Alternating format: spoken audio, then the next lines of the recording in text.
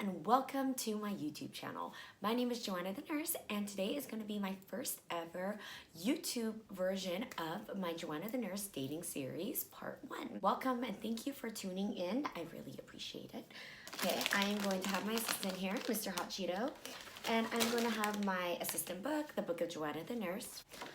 Ideally, I wanted to write my questions down in my book. However, I just kind of ran out of time. I asked whoever had a dating question to ask me, and I will answer, in my opinion. And keep in mind, too, that I am not a dating professional. In fact, I can barely talk right now. These are just my pure opinions, so please take it all with a grain of salt, if that makes any sense. So let's go with question number 1. Ding, ding, ding, ding, ding. Okay, just kidding. How fast is too fast for intimacy? This is a question I get all the time, surprisingly.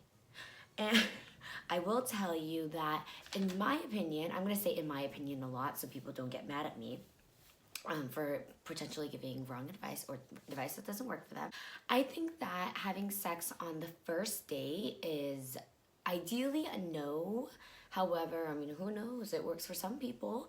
You know, I think a good time for like intimacy, I'd like to say, I think the third date is good to go in for a little makey out session.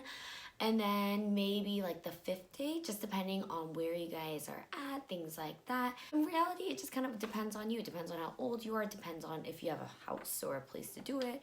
It just depends on all those factors. But I do recommend, in my opinion, not doing it on the first date. Question number 2, and these are again questions that I got from actually my followers. Thank you for asking them. How do you tell your friend who's amazing that the guy she's with is a complete loser? Well,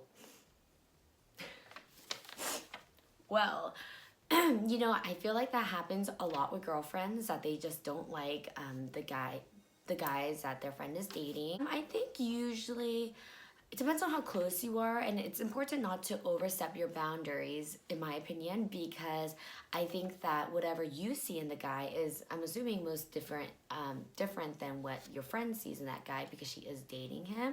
Sometimes if you notice red flags that she probably hasn't noticed, it might help to subtly tell her. However, if you just really don't like the guy, but yet she's head over heels in love with him, I sometimes think it's better to stay out of it. Again, it just depends on how close you are, because ultimately, if you know your friend well and she's with a guy who is a complete douchebag, then eventually she will probably see that and she will break up with him, and it's all on her terms rather than on your terms, so she doesn't feel any resentment towards you, in my opinion. Number 3, how many times to attempt the same relationship is enough? I would have to say it's very normal for couples to break up and get back together, and that happens quite often. However, maybe 3 times.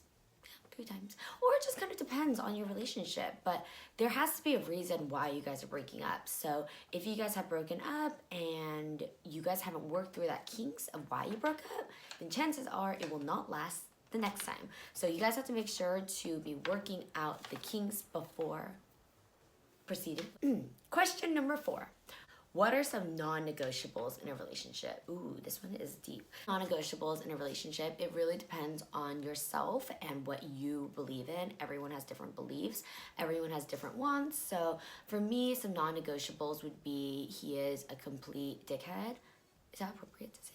He's just a mean guy, and I just, you know, he's not good to my friends, my family, or he's just a really shit person. Then again, I think, why would I be with that guy in the first place?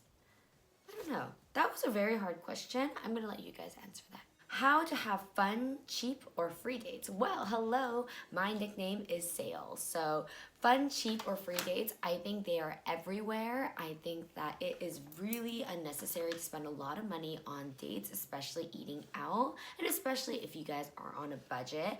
I think some free dates would include like a picnic in a park. I guess you have to pay for food, but you guys can get like Chick-fil-A or like McDonald's or something yummy like that.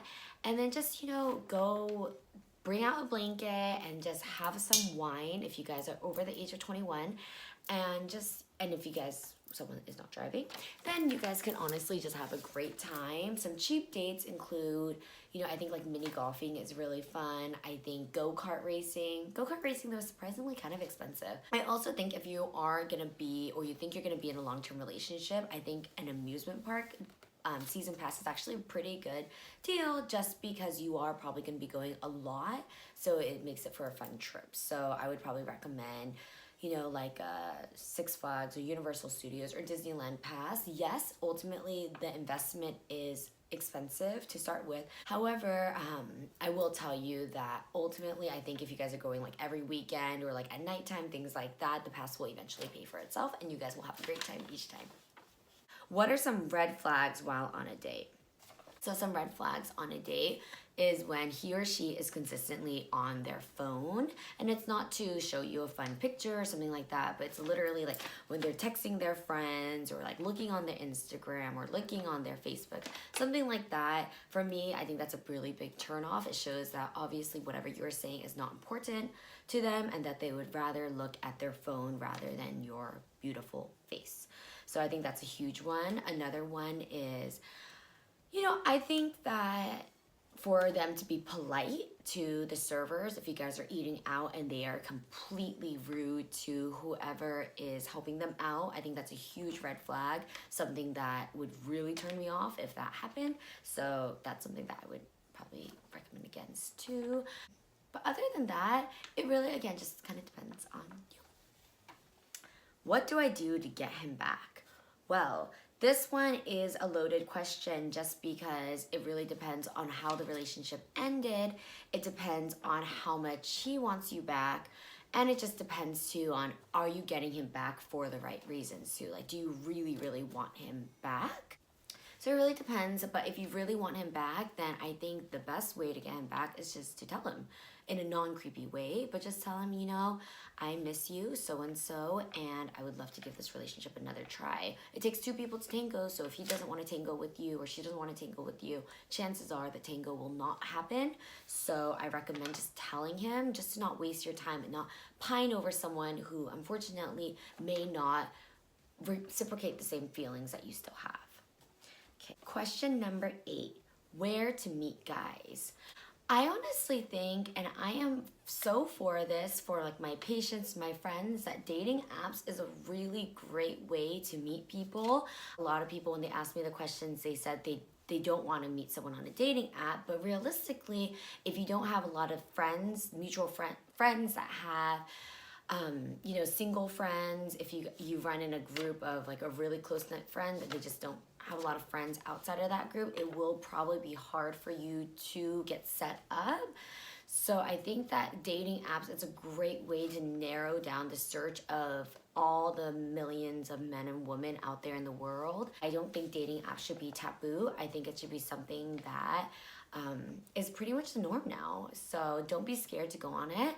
A lot of my friends tell me that Bumble is good. Hinge, I have never been on either, just a little FYI, but I have heard that those are good. I think Tinder is kind of out now, but I'm not sure, so I don't know.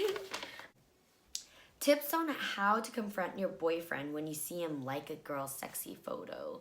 Ooh, that one is really hard. So it kind of depends on whose sexy photo it is, in my opinion. I think that, you know, if you like some like Instagram famous who is a model that does fitness or something like that, a lot of times they're wearing like a sports bra and they're just showing off their workout routine, things like that, or their progress, which I'm like all for, you know. But if it's, you know, someone who is, you know, completely naked and then you see him DMing her and things like that, that's when it does get a little bit tricky, and that's when I would probably confront him and make sure that it's not a pattern. I think if he did it one time though, you can say something because it's 100% and you're right, but that's a hard one too. It really depends on the relationship and whose photos he is liking. No, last question, and this is probably my favorite question. First date outfit options. Depending on the season, I think that boots are always a good hit. I love boots and leggings. I think it makes a great winter outfit. And with like a cute little sweater that's pretty like bodycon, but at the same time, it's not showing too much of this breastises, in my opinion. Little cardigan helps too. For summer dates, when it's a little bit more of that bright sun outside, I think that like cute little summer dress that, you know, like a cute short sleeve with little flowers or something like that is very cute. I love having my hair down. I think hair down is very sexy. The wind will blow, like, this, things like that. So I think that is great to do your hair. I like it down. Again, it also depends on where you guys are going. If you guys are going on a fancy date, then wear something really nice. If you guys are going on like an amusement park or something like that, dress really casual. So I think it's mostly important to dress like where you guys are going. However, I will end this with, it's always better to be overdressed than underdressed. I hope you guys enjoyed this. I hope it's kind of fun because honestly, I'm filming this and I'm getting bored of my voice, but I hope you guys enjoy it and let me know any feedback. Thank you. One, I'm sorry guys, let me start over. So I asked, you know, whatever, I can't talk right now. Volume. You know your friend who's amazing. Wait, sorry, I wrote that wrong. She wouldn't, let me start over. Okay,